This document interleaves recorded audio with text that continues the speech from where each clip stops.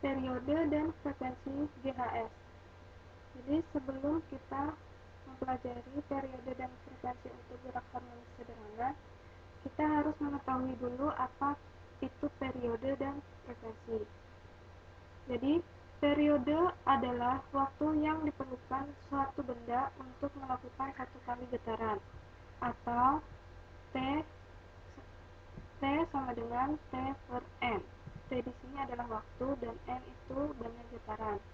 Kemudian, frekuensi adalah banyak getaran yang dilakukan setiap satuan waktu, atau F sama dengan N per T. Satuan periode dalam SI adalah second dan satuan frekuensi dalam SI adalah hertz.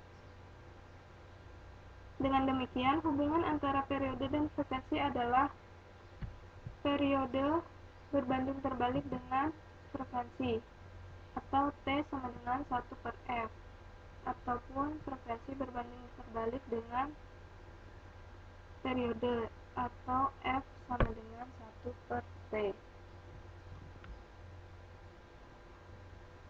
Yang pertama, kita akan mempelajari mengenai periode dan frekuensi pegas,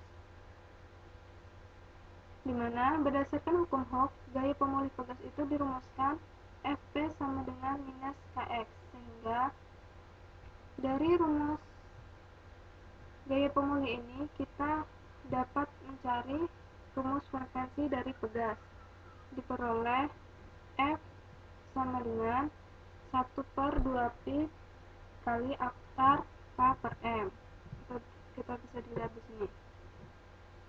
F sama dengan 1 per 2 pi akar K per M.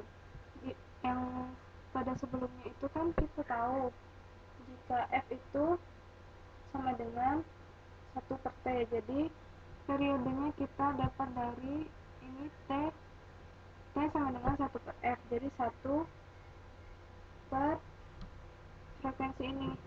Hasilnya adalah T sama dengan 2 pi per M per K, dimana F kecil ini frekuensi, T besar periode, M massa benda, dan K itu konstanta pegas. Kemudian yang kedua ada periode dan frekuensi pada ayunan bandul, dimana gaya pemulih pada ayunan bandul itu kita ketahui kemarin adalah Fp sama dengan minus Mg sin theta. Sama seperti pada pegas, kita dapat memperoleh rumus frekuensi itu dari gaya pemulihnya. Ini cara dapat rumus frekuensinya. Nah, frekuensinya itu kita dapat F sama dengan 1 per 2 pi akar G per L. Nah, dari rumus T sama dengan 1 per F kita peroleh periodenya T sama dengan 2 pi dikali akar L per G, di mana G itu merupakan percepatan gravitasi bumi dan L merupakan panjang kalinya.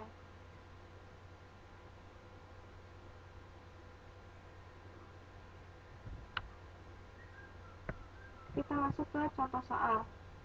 Contoh soalnya sama seperti yang di video kemarin. Di sini kita menyelesaikan dengan pemecahan masalah yang 5 tahap, yang visualisasi masalah, deskripsi masalah, merencanakan solusi, melaksanakan solusi, dan evaluasi solusi. Kita langsung saja ke contoh soalnya. Yang pertama, sebuah benda dengan massa 400 gram digantungkan pada pegas dengan konstanta 10 Newton per meter.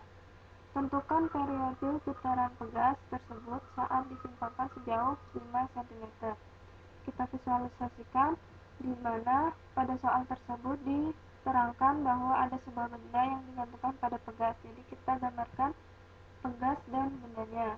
Kemudian untuk deskripsi masalah kita tulis yang diketahui. Pada soal telah diketahui massa benda 400 gram, kemudian konstanta pegas 10 Newton per meter, dan simpangannya 5 cm. Di sini kita ubah ke satuan SI. Kemudian yang ditanyakan pada soal adalah periode getaran pegas. Jadi yang ditanyakan adalah T. Pada tahap merencanakan solusi, kita tuliskan rumus periode pada pegas, yaitu T sama dengan 2Pi akar M per K. Kemudian tahap selanjutnya melaksanakan solusi. Kita masukkan nilai-nilai yang diketahui ke dalam rumus yang kita gunakan tadi, yaitu T sama dengan 2Pi akar M per K, dimana hasilnya kita akan peroleh periodenya adalah 0,pi sekon. Kemudian tahap terakhir kita evaluasi jawabannya. Kita gunakan jawaban yang periode ini untuk menentukan salah satu variabel yang terdapat dalam rumus. Di sini kita mencari konstanta pegasnya.